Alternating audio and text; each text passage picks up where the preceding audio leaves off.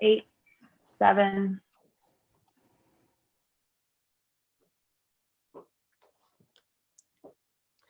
Good afternoon, everyone. My name is Stu Gilfillen, and I'm psyched to be joined today by Liam Faudree and U.S. Coast Guard BM1 Jessica Jones. For anybody who was in San Diego earlier this year at the Sailing Leadership Forum, I realize that seems like a billion years ago at this point. You had the good pleasure of being able to see these two put on a real-world drill, showing examples of how sailing programs can work with first responders to establish and test emergency protocols. It was really something to see, really amazing. And thankfully, we got some footage, which they've kindly agreed to pull into their presentation today. So that presentation was super informative, and I'm very pleased to have them join us again today on the Starboard Portal.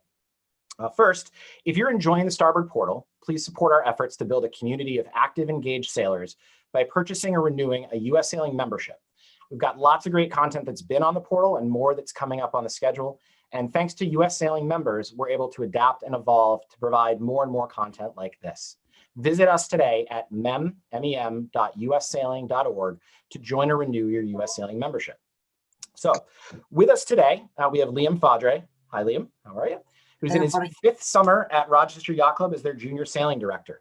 He grew up sailing and racing with his parents on their J24. And after that, he dove into the junior sailing scene and was involved racing Optis, JY15s, 420s, and lasers all the way through his junior years. And he stayed involved in the industry. Once he turned 18, he started coaching at a number of different clubs. And one of the really cool things that he's done is actually worked in Australia coaching at the Newcastle Cruising Yacht Club. He also crewed in the Sydney to Hobart yacht race, finishing 6th out of 100 boats on corrected time. So pretty impressive. So Liam, thank you for joining us. Our other presenter today is U.S. Coast Guard BM1 Jessica Jones, who's been on active duty with the U.S. Coast Guard for 18 years and some way associated with underway operations the whole time. She's currently stationed Fairports Operations Petty Officer and Station Small Ashtabula. I don't know if I got that right or not. Ashtabula. All right, cool. Somewhat close. Supervisor. So we're really pleased to have both of you guys joining us today from watching your presentation in San Diego. It was really cool and really informative. And I've been in sailing programs my whole life and definitely took some stuff away. So I'm looking forward to hearing what you guys have to say. On that note, I'm going to just open up the screen and turn it over to you, Liam.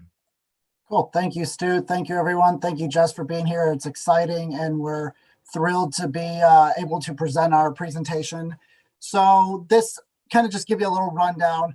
I met Jess a few years back when she was stationed here in Rochester, New York, when I first started becoming the junior sailing director at the Rochester Yacht Club.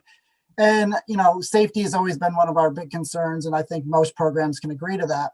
We really wanted to build a relationship where we could always open up and just give them a call. And, it's always been, oh man, the Coast Guard, or, oh man, the sheriff and the police, we're nervous to call them or nervous to talk to them, but we really shouldn't be. They're our friends. They're there to help us. And they're, really there to help protect everyone, keep everyone safe on the water. So I just went over one day and, pretty much knocked on the door and said, hey, listen, who I was, where I was, what I was doing. And I met Jessica, and she and I had a little conversation, sat down. Basically, what we're going to talk about is our live drill training, which we put together. And it was great to work with Jess over all the years and really putting this together. And each year we've added a little bit more, changed a little bit, listened to what other programs have done. And you'll see as we get along, other programs have joined in and have started doing these live drills as well. So it's been really just a pleasure to work with Jess and really nice to have that partnership. And still to this day, even yesterday I called Jess and I was like, we had a little hiccup, nothing major, but I, called the Coast Guard and they came right out and they took care of the situation. But it's having that partnership and knowing that they're always there for you and able to call them. So, it's kind of a pleasure to have Jess here and on board. So, thank you, Jess, and thank you to the United States Coast Guard. Thank you, Liam. Yeah, so we'll get started here. Stu, if you want to hit the next. Cool, so we're just going to run through some stuff. The live drill training, why it's important. So sailing programs, yacht clubs, if everyone can just reach out to their local first responders, Coast Guard. I know not everyone has the same setup, obviously, and know what happens when you have to call 911. bridging those gaps between the junior programs, first responders, and you know, even your yacht club members, and you know, your race officers and everyone, you know, getting everyone on the same page. So if there was an incident, you know, hopefully knock on wood, there never really is, you know what to do, who to call, who to talk.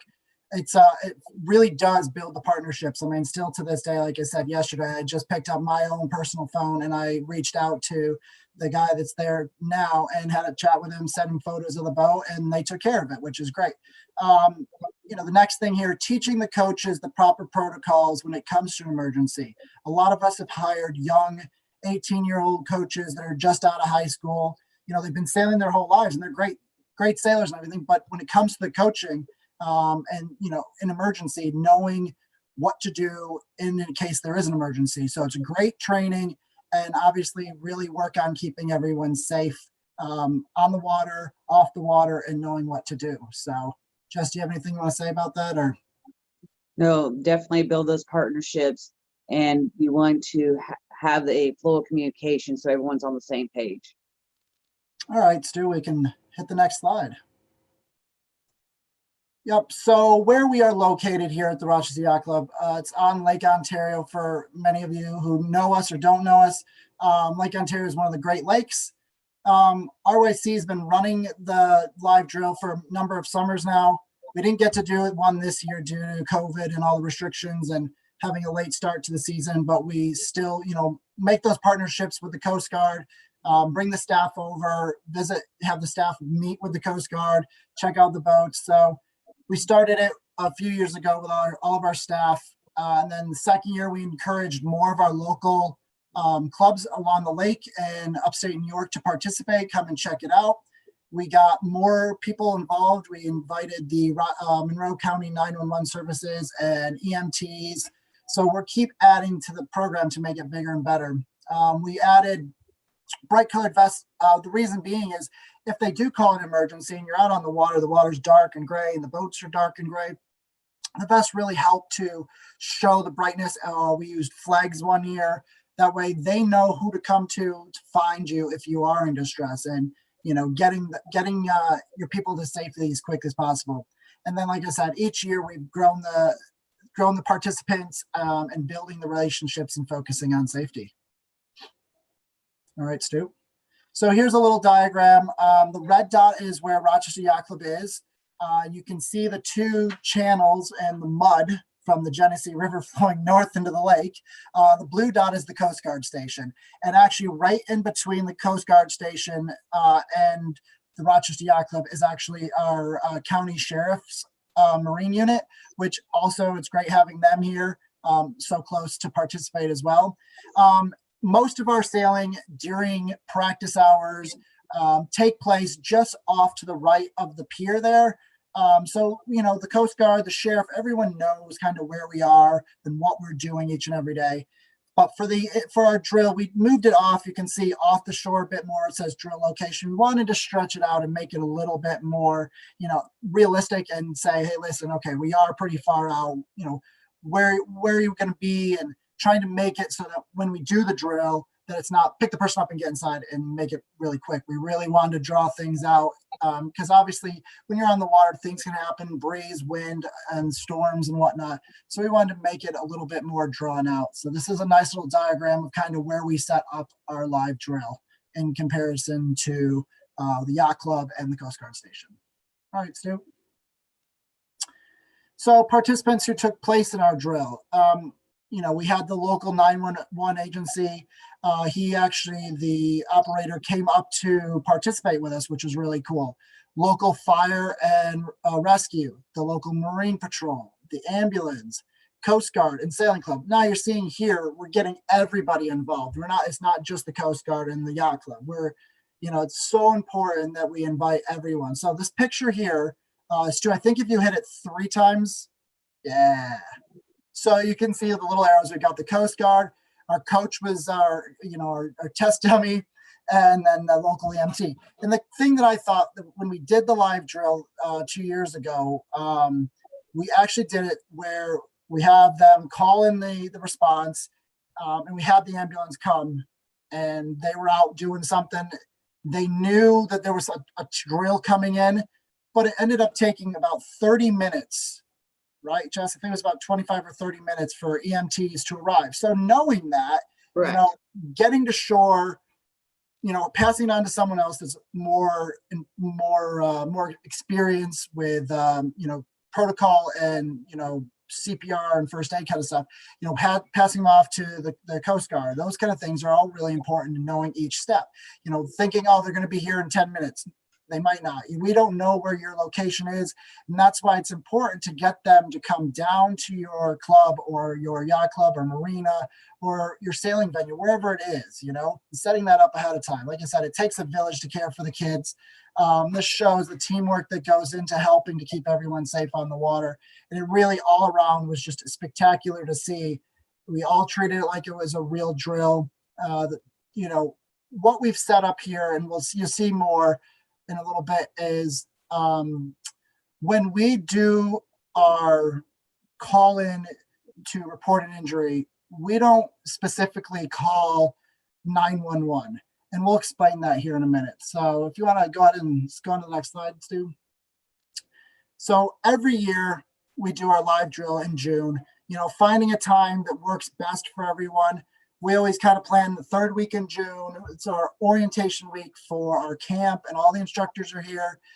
So it's a great time. The water's finally starting to warm up. The ice is gone. The snow is gone finally. So it's really just a good time for us. Florida, obviously, they could do it more often. It depends on your location. The other thing that I think is important is, running it more than once a year if possible. If you've got a program and you're in the South, running it twice a year, keeping everyone trained and knowing what to do in case of emergency is really important. Considering doing it twice a year. I always say I'd love to, but our programs are only about 7 to 8 weeks long up here in the North. So for us, it's got a little bit quicker. And it's always a great way to promote your program, show parents and sailors and talk about safety.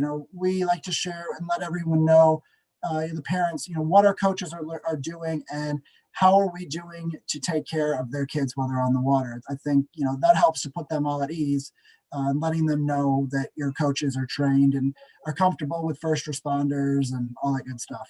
Jess, do you have anything on that? Not yet. I know I'm coming up next. Yeah. All right, Stu. The importance of this drill.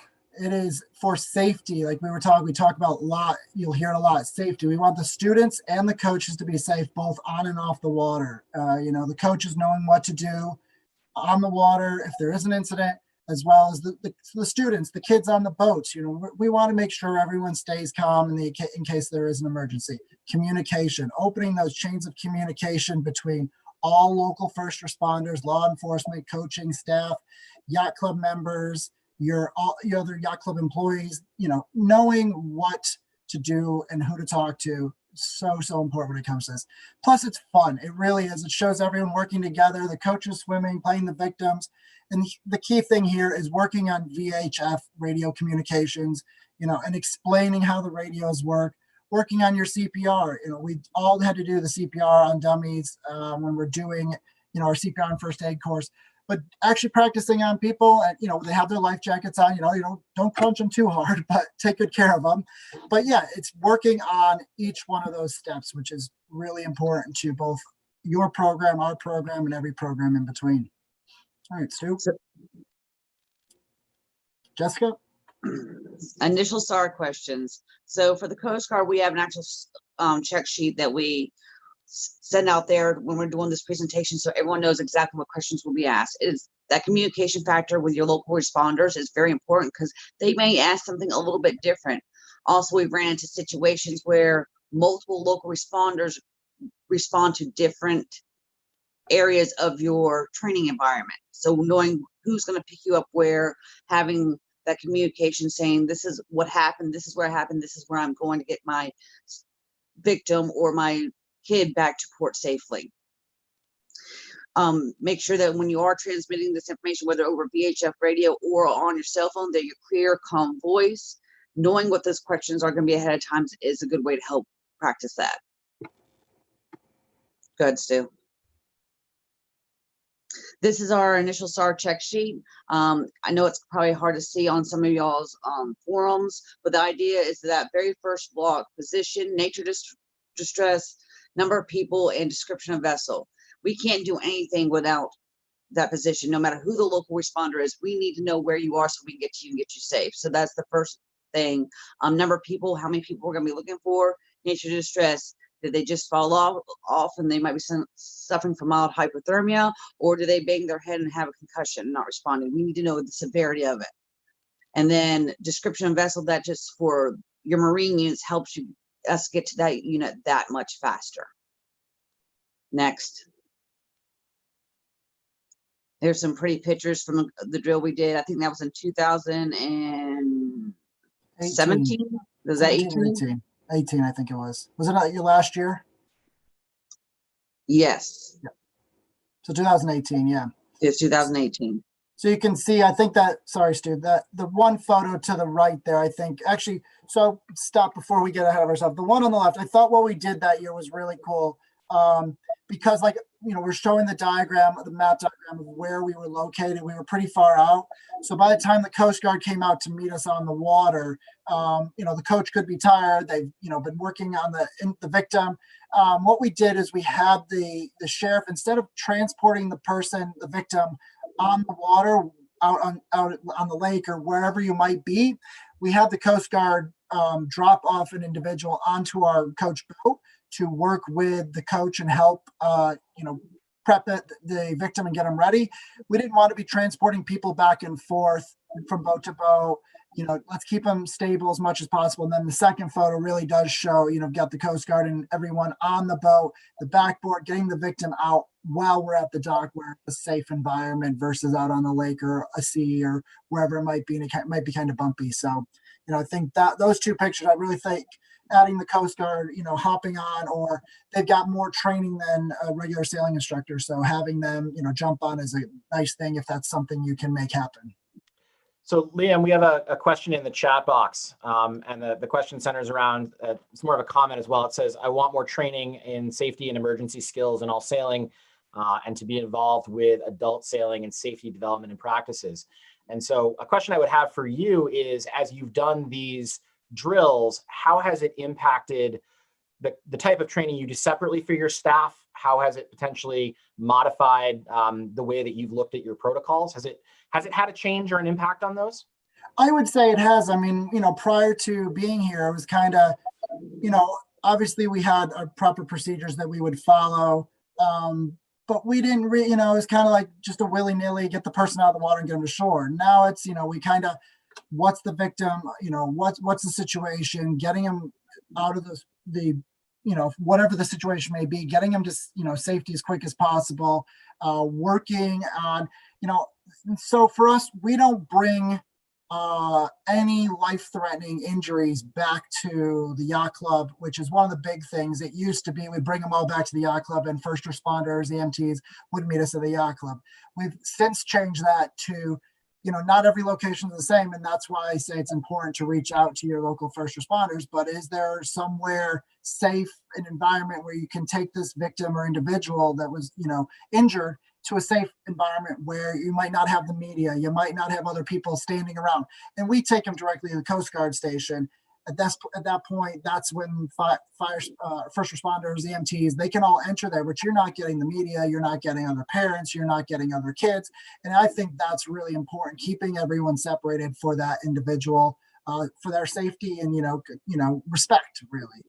So I think that's one thing that I would say taking away is something we have changed, as well as I know Jessica, we're going to talk a bit about, is the protocols and steps that we do when we call in the incident.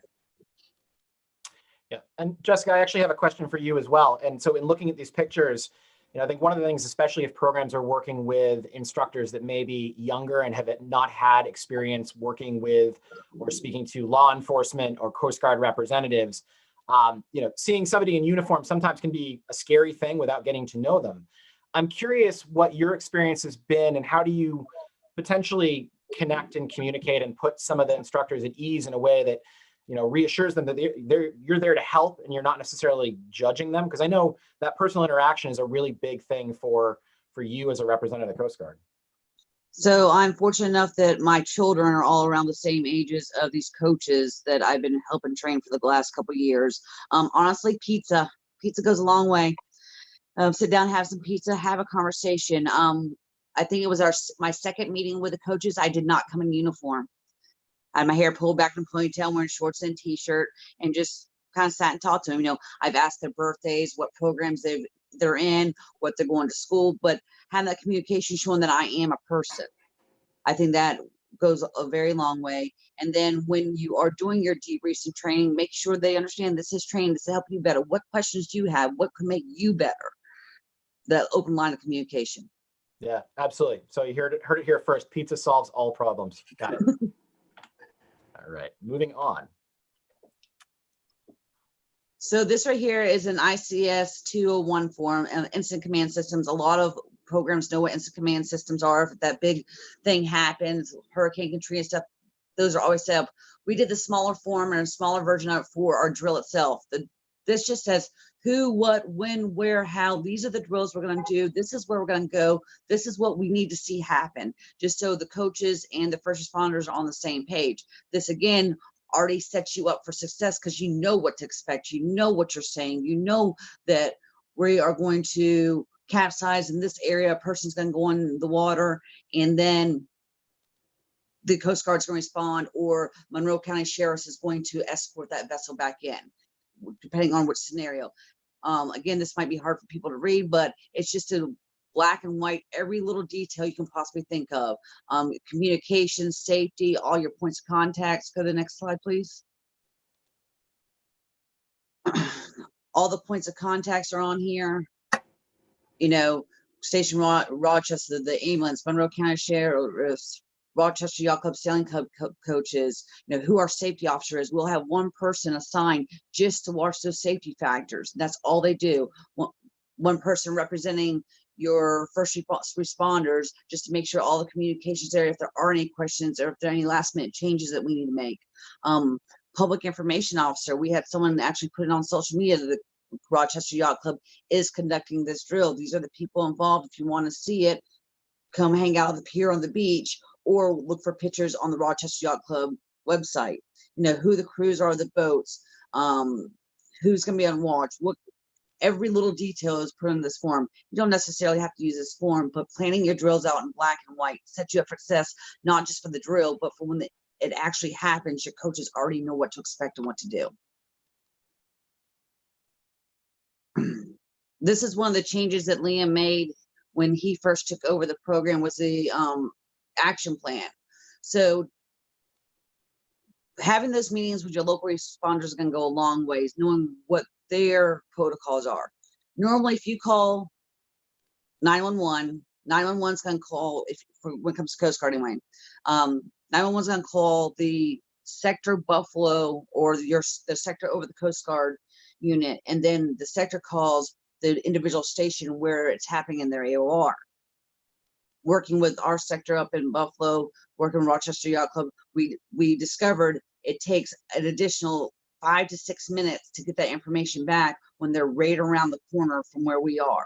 So they call us first on channel 16, Buffalo will hear it too, or they'll call the representative at the Coast Guard station directly. Whether it's you call the Coast Guard directly, whether it's you're calling your local responders directly, whether it's you calling 911, having that communication to plan what works best for your program. So David Powell from Sarasota has a question. He said, with so many different organizations on the boat, who's in charge? So during the drill itself or during the actual incident? I think potentially both questions, but I would start with the drill. So I think the answer would probably be the same for both.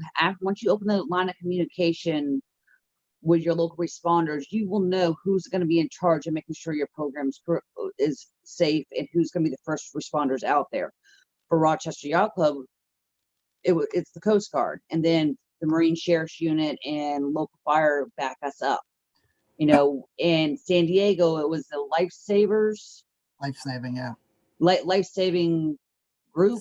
San Diego Life-saving. San Diego Life Saving. It was a team, kind of like your fire department that came out and responded. And so they would be in charge. So that's having that communication to find out who would be responsible for your unit and your location. Is that do you think that's what he was asking, Stu? Yes, I think that seems like it sort of along the same lines. And Yeah, David, so we didn't drill So down. it's really your pyramid. You've got your Coast Guard and first responders, EMT, police officers. So it's going down. So Coast Guard or your Marine Patrol unit, whoever it would be that is your first call. They're going to be the lead. They're going to be the ones that are going to explain where are you coming to the yacht club? Are you going into a beach? Are you going right to the police station? Whatever that is, and they're going to kind of inform you. I've worked with Jess to set it up so that we know that when the coaches are on the water, it's going to be the coach until the Coast Guard's there, Coast Guard until EMTs, and it kind of builds its way down or build its way up, whatever you want to say. But yeah, so it's a step-by-step process, right, Jess? And then overall, the Coast Guard is the lead because they're the ones that with the training, and they're the ones with the federal agencies.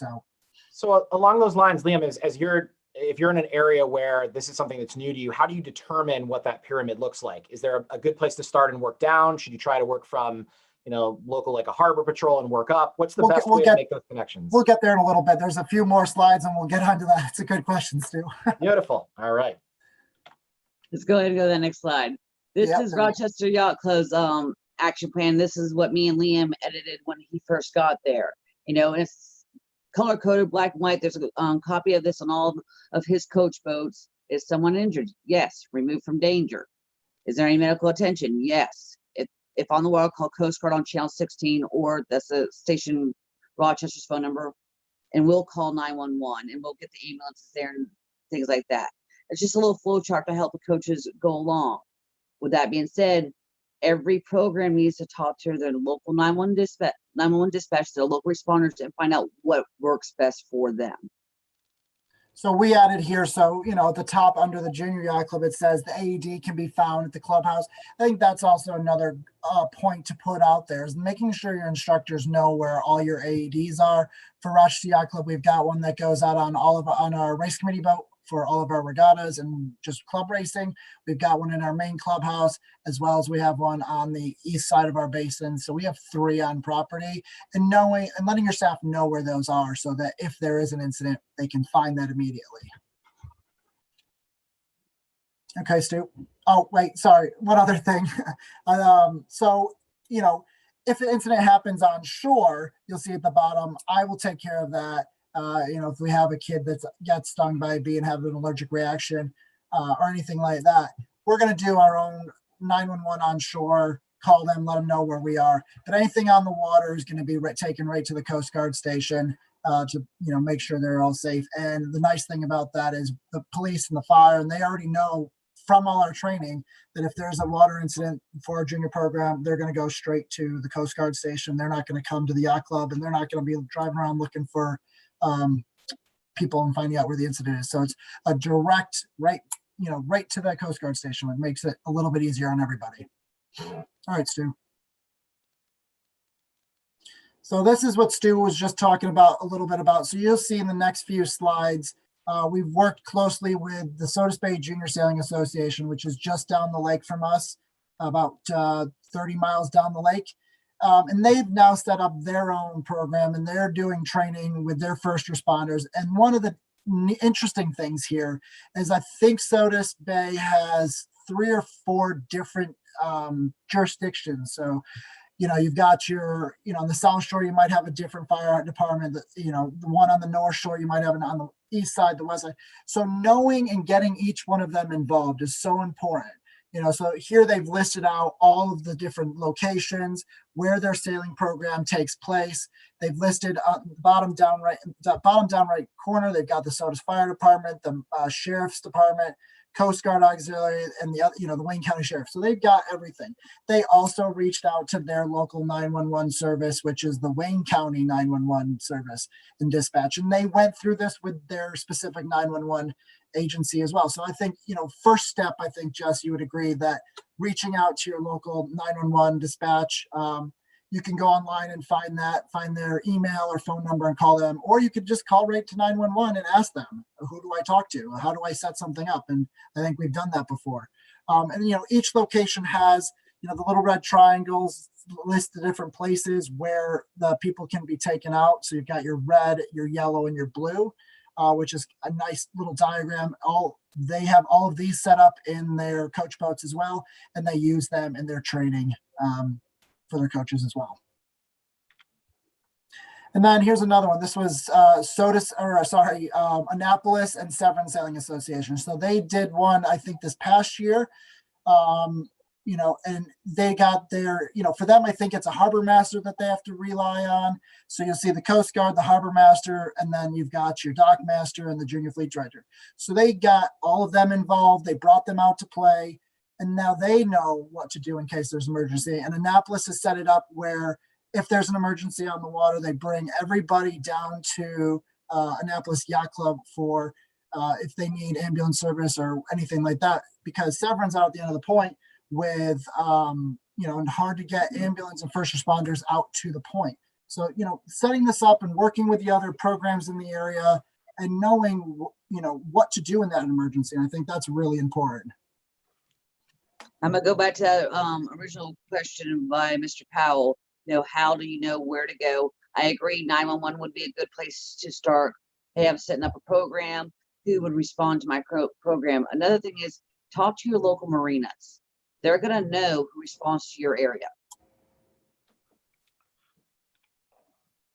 So the next few are actually the videos from the San Diego training that we did, which was really cool. We got some of the other coaches here. You've got the program director from Severn Sailing Association. You've got the program director from Sodas Bay Junior Sailing, as well as American Yacht Club and Annapolis Yacht Club. And it was neat just getting all these different yacht clubs working together. And you know, we've all done the drill, so it's kind of nice to have everyone go through the routine. So we'll just kind of just go through the step-by-step process here. So if you want to hit play, Stu. This is San Diego. The kids, they're sailing. Oh, person down. Waiting for help.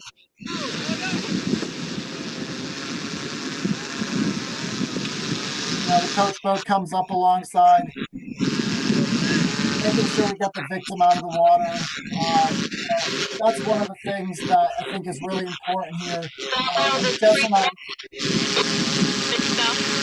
I got with the unconscious victim in the water. He's a male, age 14. I'm not really sure what the injury is. We're capture filter. We're calling lifeguard. This is just a drill. This is just a drill.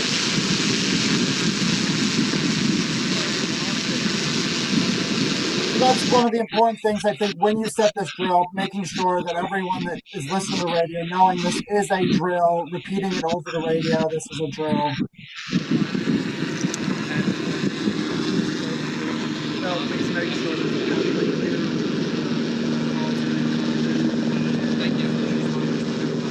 see here in a minute, they're going to pull the victim out of the water into the boat.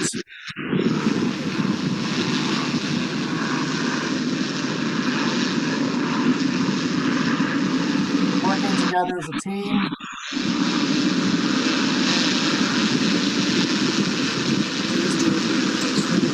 He was a great victim. Yeah.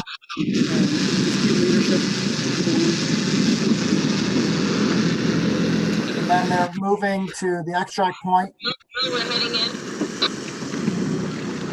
Copy, they're on their way.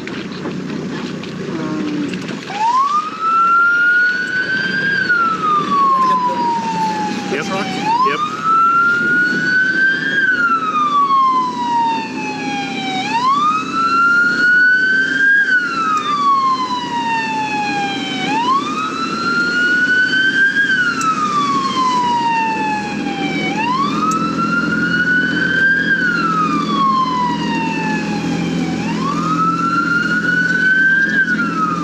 No, that's cool.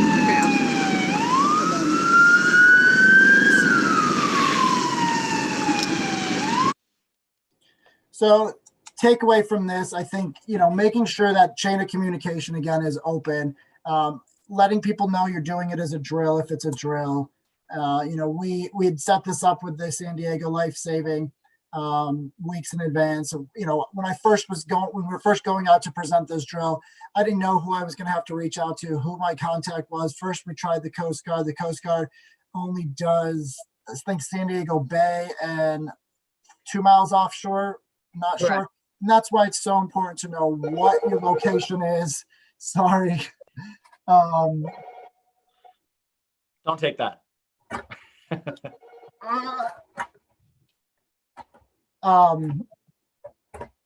Knowing the location and knowing who's doing what is so important when it comes to these drills. And that's why reaching out to the first responders, I mean, I had no clue that I was going to be working with the San Diego Life Saving until, a few weeks out, and then finding out they're the ones, because this location was Mission Bay, and they take care of Mission Bay and anything within 2 miles of shore.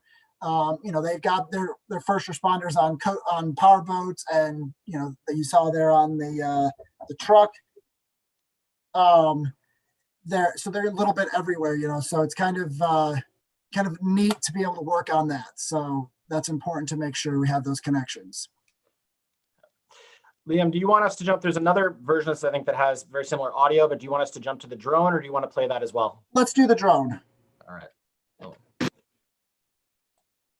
So this is the drone view. I think this is kind of a neat shot. It really shows, the coach boats, the calling for help, all the different steps that go into it. The victim, keeping the engine away, the prop away from the victim in the water, turning the engine off if you need to, making sure that we're doing all the right steps so that we don't injure anybody.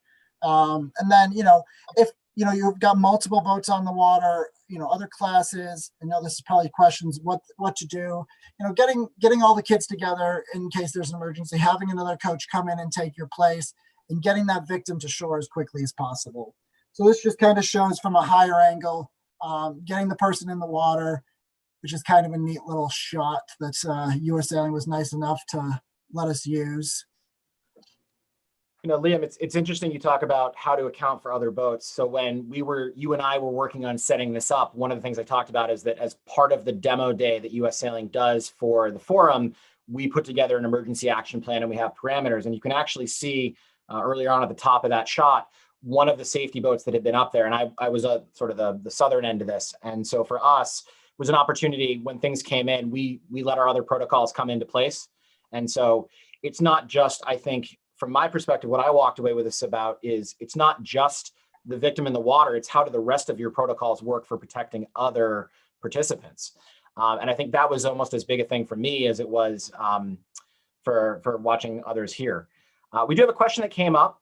John Tennyson said, how do we get/find a U.S. Coast Guard liaison officer? Is there a designated liaison officer at each station? So every unit has an operations petty officer or some kind of person. I fell in the role just because I enjoy working with the public, and I was the operations petty officer over on Rochester. But reach out to that Coast Guard unit, and they will assign someone to do that. But it's usually the operations petty officer. Good deal. So one of the things I thought was really interesting after we got to shore here, and the drill was over, a gentleman came up to me. I think he was from North Carolina or Virginia. And they kind of listened to us when I think we presented in Jacksonville the year before, just the presentation. Then last year we did this year, sorry, I get my years confused. This year we did the live drill, which I thought was really neat. A little bit more interaction with everybody, getting people involved. But he stopped me and he said, we did the drill, and I'm glad that we did it, and I'm glad that to reach out to people, because he said when we call 911, because their protocol is to call 911. When they call 911, it hits a certain tower, and that tower is a different jurisdiction versus the one that they're in. So knowing where your call is going to go is really important, and what cell towers are going to go off, which first responders are going to arrive. Knowing all those things, I never even thought about that because I'm not calling 911. I'm going right through the Coast Guard, but some of you are going to call 911. And that's, I think, really important to know when you call 911, is it going to Rochester's 911 service? Is it going to go to Wayne County 911? Which service is it going to, and which EMT and first responders are going to arrive, and where are they going to arrive? Because they were on the bay or something, and one department comes to the other side of the bay and the others come to the other, east and west side. So if you're going to the west side and the first responders are on the east side, well, we've got an issue. So making sure you know where those first responders are arriving. So here you just kind of see, we've got it to the dock. We're getting ready to transport the victim, the backboard, the lifesaver will be coming. I think they're going to come down the ramp here with the backboard in a second, and then they'll transport him onto the backboard and take him off to the hospital. Not really to the hospital,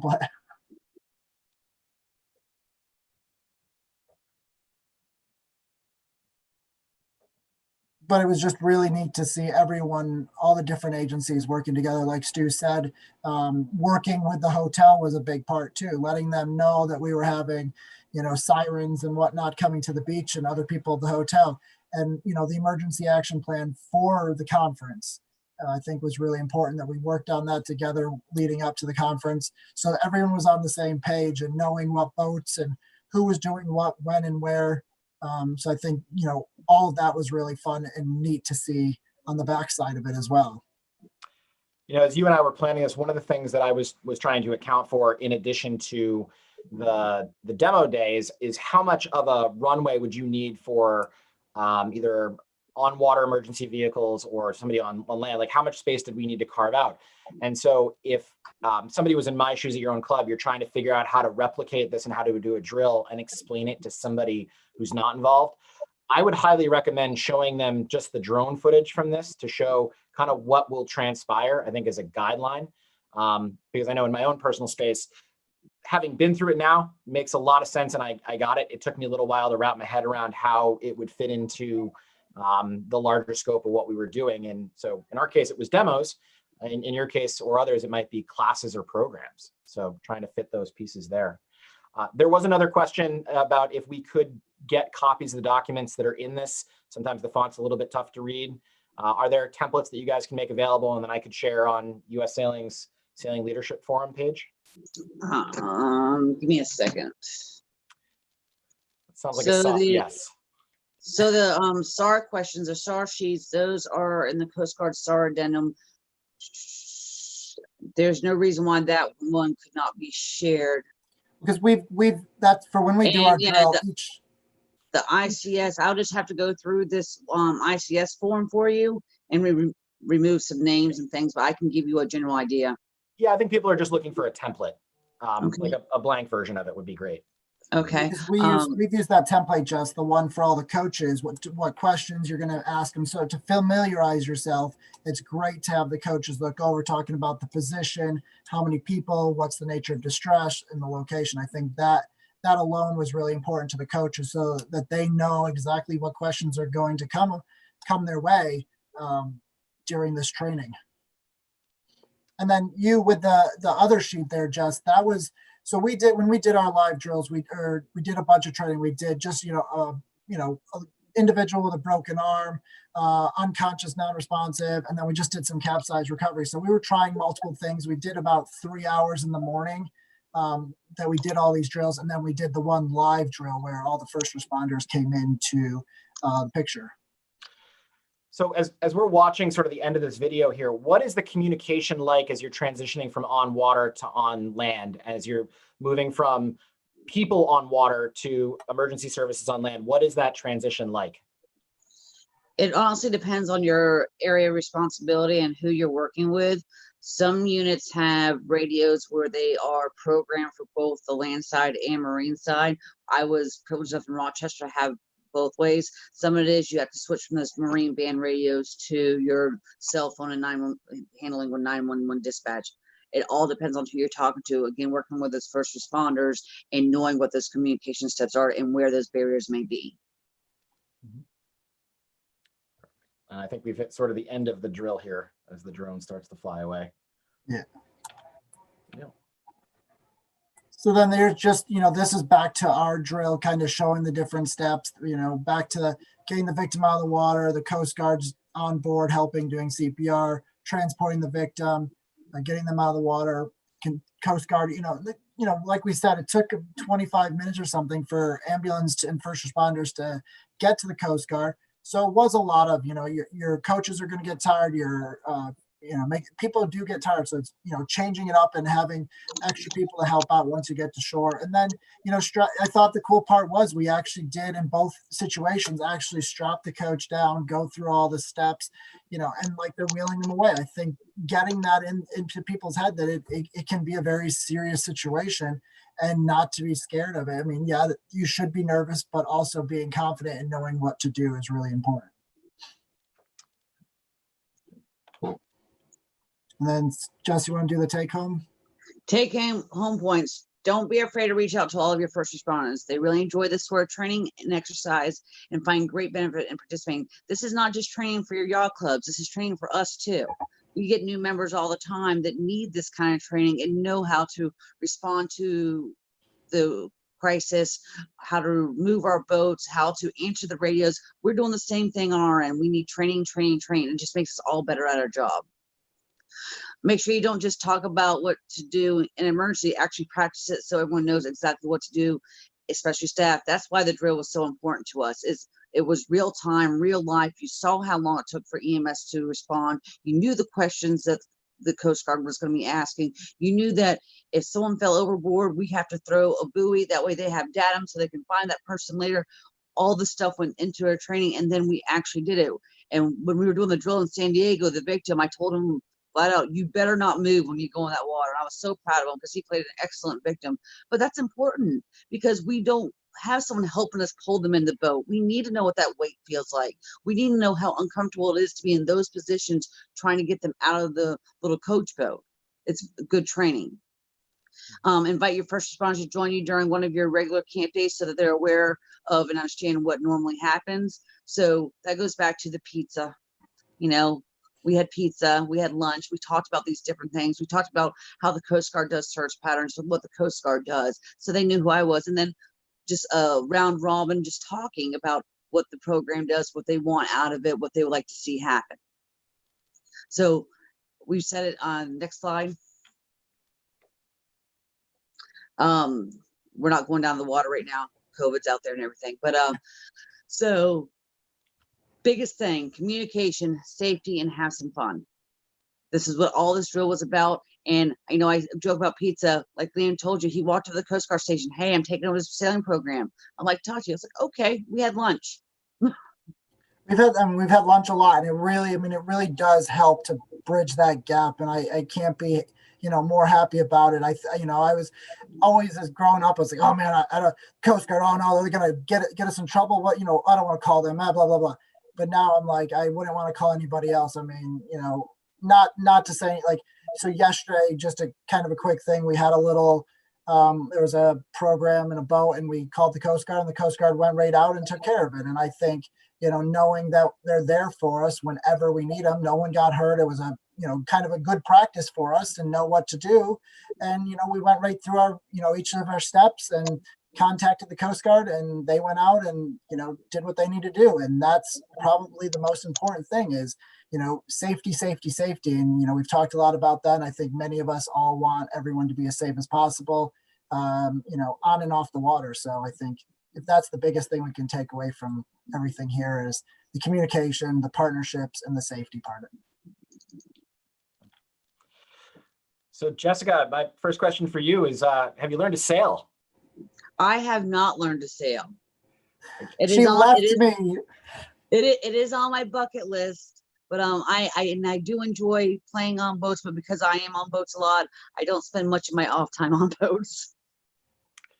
No, I totally understand. It makes sense. I'm just wondering, as close as you guys are geographically and the work you've done together, I figured to ask. What are some of the common questions that you get from people? Is there anything that seems to come up repeatedly? I think you've hit most of those common questions already. How do I get started? How do I know? And it's all about being willing to have that conversation, make that phone call. When you call 911, You know, if you don't know the non-emergency number, when we call 911, hey, this is not an emergency, but who do I need to talk to for this? And that's a great place to start, you know, talking to your local marinas, because I guarantee the locals know what's going on out there. They know who the first responder is. They know where everything happens. And then what steps to take.